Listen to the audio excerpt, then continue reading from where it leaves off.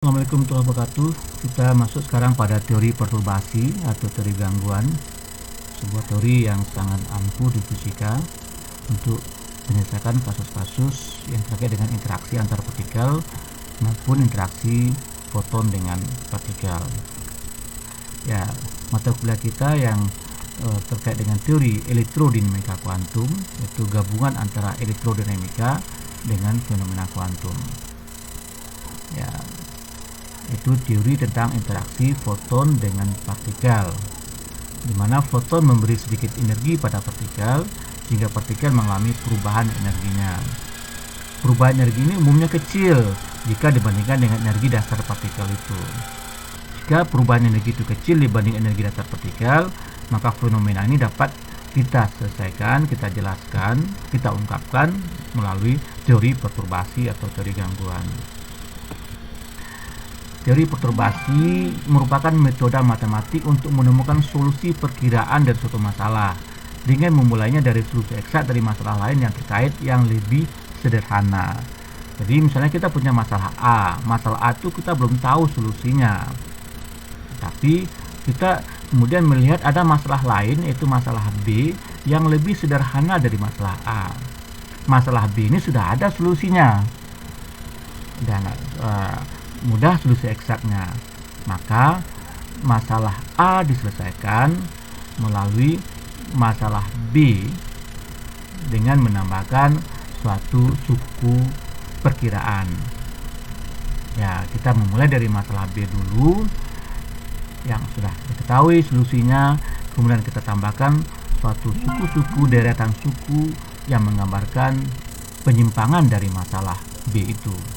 Nah, jadi kita masalah A kita anggap sebagai masalah B ditambah deretan suku-suku lain yang merupakan penyimpangan dari masalah B. Masalah A diselesaikan melalui masalah B plus deretan suku-suku tambahan yang merupakan penyimpangan dari masalah B itu. Nah, itu intinya. Itu yang disebut sebagai teori perturbasi. Fitur penting dari teknik ini adalah langkah antara yang memecahkan masalah menjadi bagian-bagian yang dapat dipecahkan dan perturbasi atau gangguan. Jadi dianggap bagian-bagian suku tambahan itu sebagai gangguan bagi masalah B. Jadi masalah A itu adalah masalah B tambah gangguannya. Itu kata kuncinya. Masalah A kita selesaikan melalui masalah B tambah gangguannya. Teori perturbasi berlaku jika persoalan yang dihadapi tidak dapat dipecahkan secara eksak. Jadi, teori perturbasi berlaku jika kita melihat persoalan tidak dapat dipecahkan secara eksak, tapi dapat dirumuskan dengan menambahkan suku kecil ke deskripsi matematik dari persoalan yang terkait yang ada solusi eksaknya, seperti yang Pak jelaskan tadi. Jadi, teori perturbasi mengarah ke ekspresi solusi yang diinginkan dalam deret pangkat beberapa parameter kecil, dikenal sebagai deret perturbasi, yang mengkuantifikasi penyimpangan dari masalah yang dapat dipecahkan secara eksak. Tadi kan ada deretan suku-suku lain yang sebenarnya penyimpangan dari masalah yang ada solusi eksaknya. Nah, suku utama dalam deret pangkatnya adalah solusi dari persoalan yang dapat dipecahkan secara eksak. Jadi masalah A adalah masalah B tambah deretan pangkat penyimpangan dengan suku utamanya adalah masalah B-nya sendiri. Jadi suku utama dalam deret pangkat ini adalah solusi dari persoalan yang dapat dipecahkan secara eksak, sementara suku lain atau suku sisanya menggambarkan penyimpangan dalam solusi, yaitu penyimpangan dari masalah nilai awal. Secara formal kita memiliki perkiraan untuk solusi lengkap A dalam bentuk deret pangkat dari parameter kecil, di sini sebagai epsilon. A adalah masalah yang ingin kita ketahui, A0 adalah masalah yang ada solusinya, ditambah epsilon pangkat 1, A1, ditambah epsilon pangkat 2, A2, tambah epsilon pangkat 3, A3, dan seterusnya. Dengan epsilon suku yang kecil sebagai pengali bagi masing-masing A1, A2, A3 yang merupakan suku-suku gangguan. Itu kata kuncinya. Ya. Dalam contoh ini, A0 adalah solusi yang diketahui untuk masalah awal yang dapat dipecahkan secara eksak, dan A1, A2 mewakili suku order tinggi yang dapat ditemukan secara interaktif dengan beberapa prosedur matematis. Jadi suku-suku OD tinggi ini bisa kita temukan melalui prosedur matematik. Untuk parameter epsilon kecil, suku OD tinggi dalam daerah ini menjadi makin kecil. Jadi epsilonnya makin kecil, maka OD yang belakang-belakangnya makin lama makin kecil nilainya, sehingga bisa diabaikan. Nah, perkiraan solusi perturbasi diperoleh dengan memotong deret, biasanya dengan hanya menyimpan dua suku pertama, solusi awal dan koreksi perturbasi orde pertama. Jadi bisa diduga bahwa solusi yang kita dapatkan memang tidak bisa tepat ke solusi sebenarnya, kondisi sebenarnya, karena kita sudah melakukan teori perturbasi, tapi kita potong pula pada deret yang hanya mengandung orde pertama saja. Jadi orde-orde lain sebenarnya mengandung esensi yang penting menjadi solusi kita, tapi kita abaikan karena memang sukunya kontribusinya kecil, tapi tetap walaupun kecil dia sebenarnya mengandung solusi dari masalah yang kita hadapi. Kita boleh memotong pada suku yang lebih tinggi, tapi konsekuensinya kita berhadapan dengan persamaan matematik yang sulit diselesaikan secara analitik. Teori perturbasi terkait erat dengan metode yang digunakan dalam analisis numerik.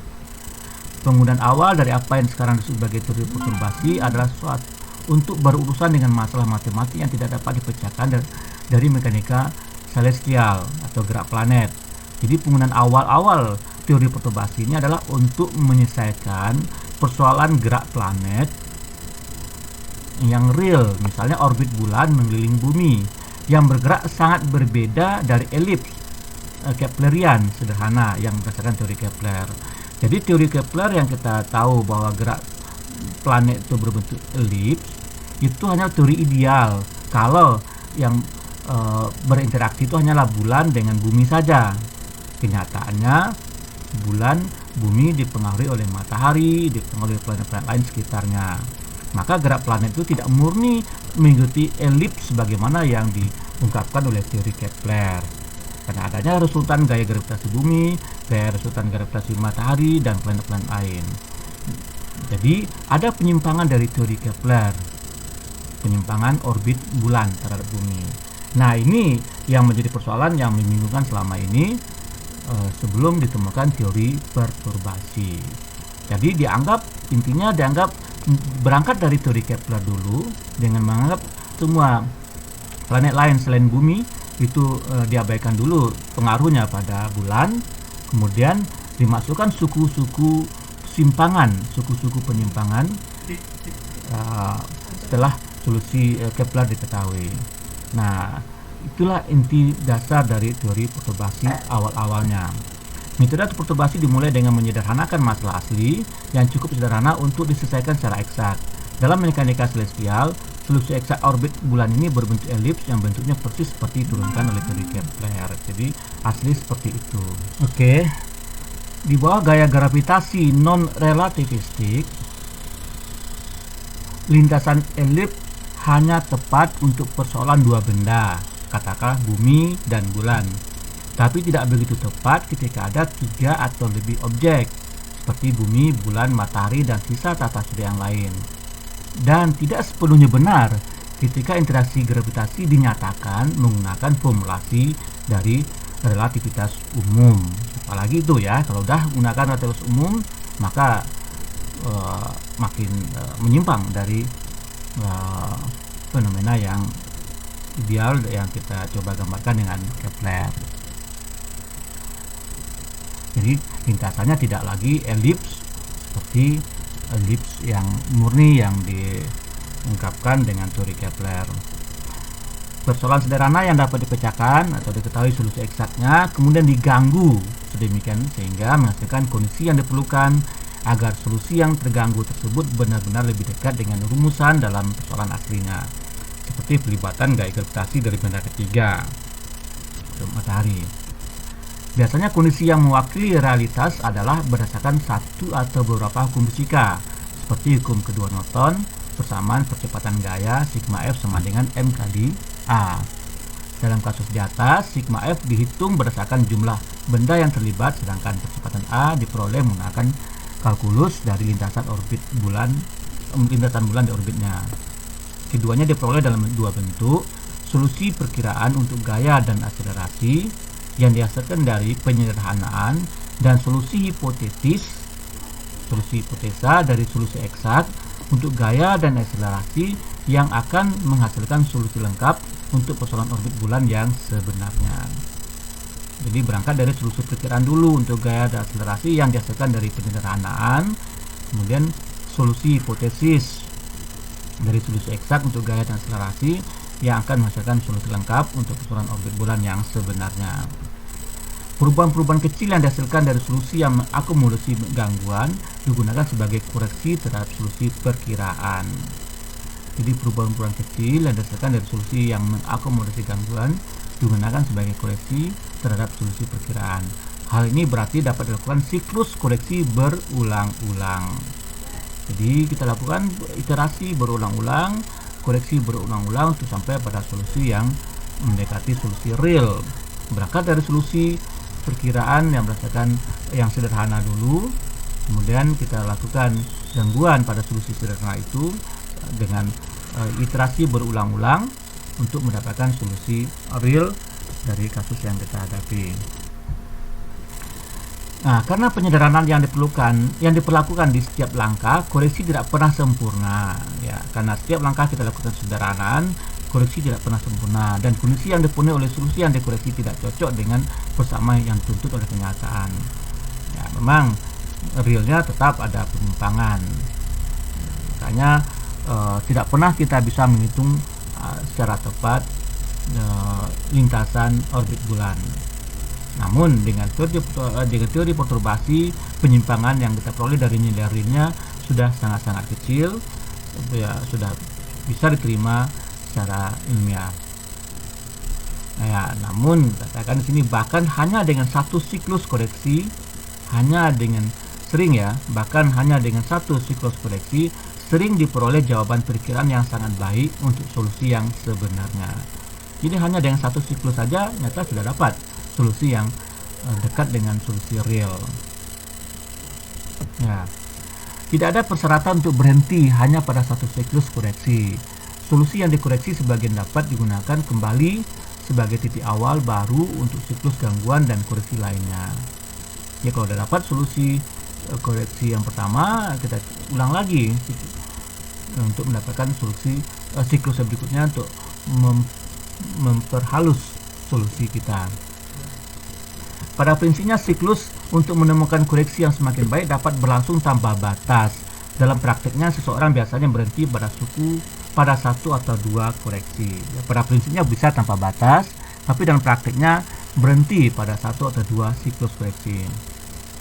Kesulitan yang biasa dengan metode ini adalah bahwa koreksi semakin membuat solusi baru menjadi jauh dari rumit. Jadi makin siklusnya makin kita perbesar, kita ulangi lagi, ya, dia akan makin rumit. Sehingga setiap siklus jauh lebih rumit, jauh lebih sulit untuk dikelola daripada siklus koreksi sebelumnya. Isaac Newton pun dilaporkan mengatakan mengenai masalah orbit bulan, mengatakan bahwa itu menyebabkan kepalaku sakit. Itu kata Isaac Newton sendiri. Prosedur umum ini adalah alat matematik yang banyak digunakan dalam sains dan teknik canggih. Mulai dengan persoalan yang sederhanakan dan secara bertahap bertambahkan koreksi yang membuat solusi dari persoalan yang terkoreksi menjadi lebih dekat dan lebih dekat ke masalah aslinya. Itu secara umum sekarang. Jadi persoalan umum ini adalah alat matematik yang banyak digunakan.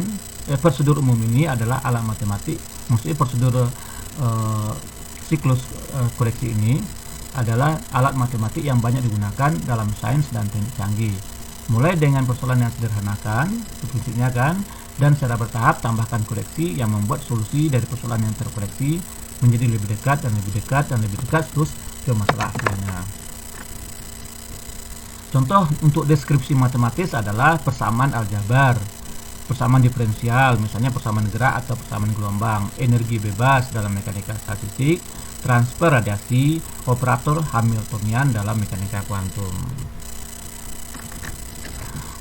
Contoh untuk jenis solusi yang dapat ditemukan secara perturbatif, yaitu solusi persamaan, misalnya lintasan partikel, rata-rata statistik dari beberapa kuantitas fisik, misalnya rata-rata magnetisasi, energi keadaan dasar dari masalah mekanika kuantum.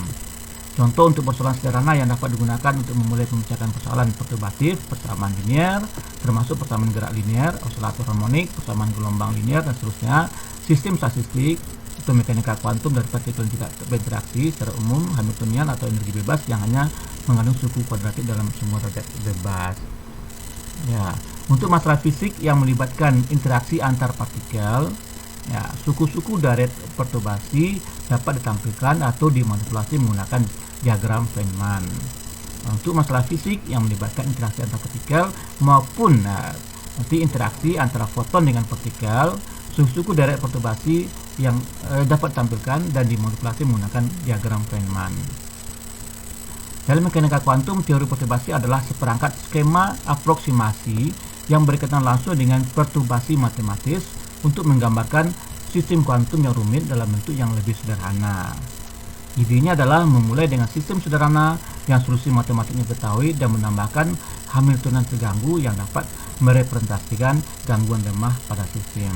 Jadi idenya adalah untuk memulai dengan sistem yang sederhana yang solusi matematiknya diketahui dan menambahkan Hamiltonian terganggu yang dapat merepresentasikan gangguan lemah pada sistem. Sekarang kita masuk pada teori perturbasi bebas waktu atau teori gangguan bebas waktu. Teori gangguan atau perturbasi bebas waktu adalah salah satu dari dua kategori teori perturbasi. Yang lainnya adalah perturbasi bergantung waktu. Dalam teori perturbasi bebas waktu, Hamiltonian gangguan adalah statis, yaitu tidak memiliki ketergantungan terhadap waktu.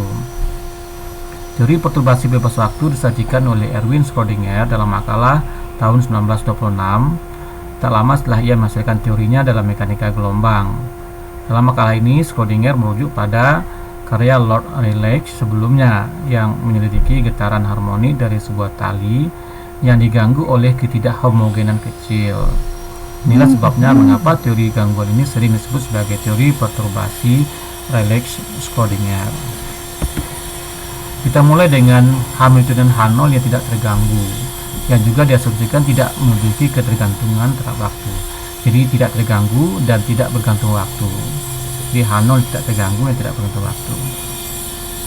Hamiltonian ini telah diketahui tingkat energi dan keadaan eigennya yang muncul dari persamaan Schrödinger yang tidak bergantung waktu. Jadi H0 N0 sama dengan eigen, menghasilkan nilai eigen operasi H0 terhadap fungsi eigen N0 menghasilkan nilai eigen N0 N0. Jadi H0N hasilnya En, kalau H0M hasilnya Em, kan? Nah, indeks 0 ini menggambarkan keadaan tidak terganggu. N itu bisa 1, 2, 3 seterusnya, menggambarkan fungsi gelombang. Nah, menggambarkan keadaan gelombang dari sistem kita. Ya, untuk penyederhanaan kita mengasumsikan bahwa energinya diskrit. Nah, superscript 0 menyatakan bahwa besaran-besaran ini dikaitkan dengan sistem yang tidak terganggu. Jadi kalau kita menggambarkan superscript 0, berarti dia menggambarkan keadaan tidak terganggu. Nah, kita sekarang memberikan gangguan ke Hamiltonian. Misalnya kita berikan Hamiltonian V yang mewakili Hamiltonian gangguan yang lemah, seperti energi potensial yang dihasilkan oleh medan eksternal.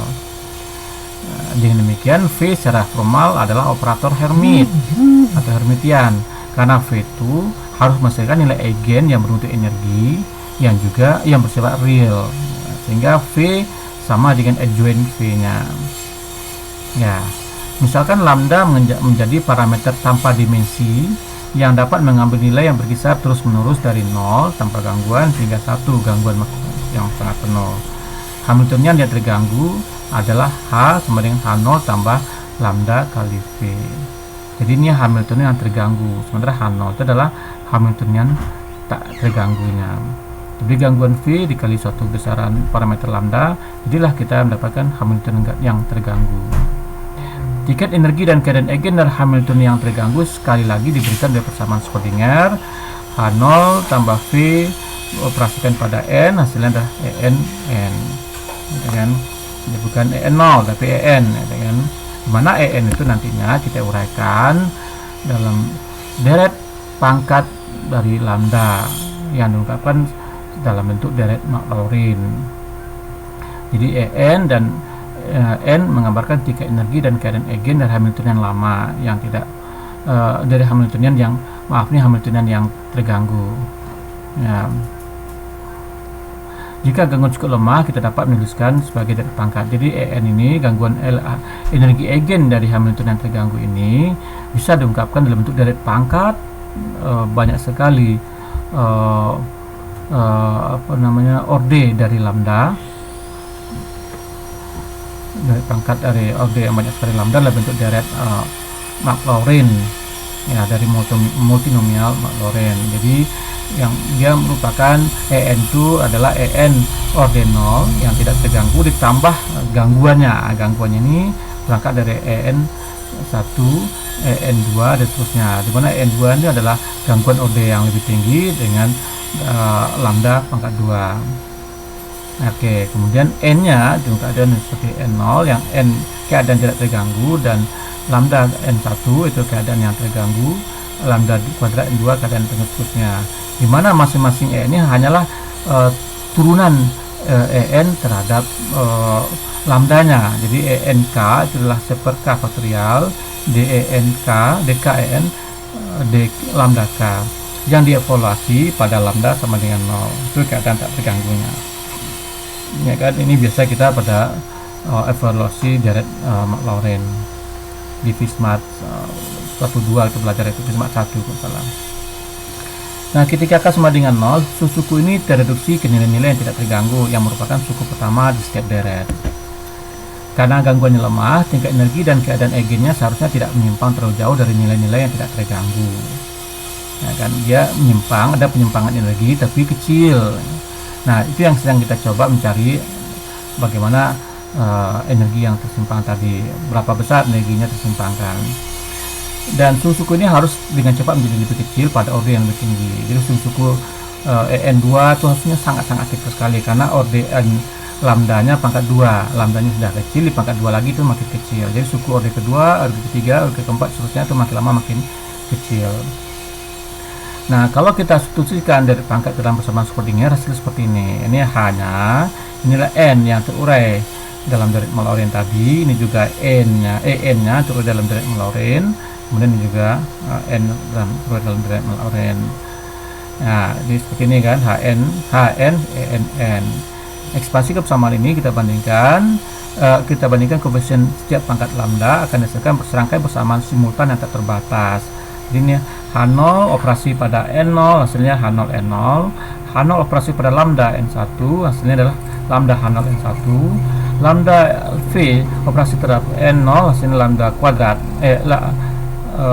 ini lambda V N0, kemudian lambda V operasi terhadap lambda N1 adalah lambda kuadrat V N1. Begitu juga EN0 operasi pada N0 hasilnya ini, EN0 operasi pada lambda N1 hasilnya lambda N0 N1, itu seterusnya lambda N1 operasi pada N0 seperti ini dan seterusnya. Jadi ini sangat banyak sekali deret yang kita peroleh. Nah, perhatikan masing-masing suku pada deret itu, ini ada dikatakan suku orde 0 yaitu lambdanya sama pangkat 0, maka hasilnya lambda pangkatnya kan 1. Kemudian ini suku orde 1 lambdanya pangkat 1, ini suku orde 2 dan seterusnya.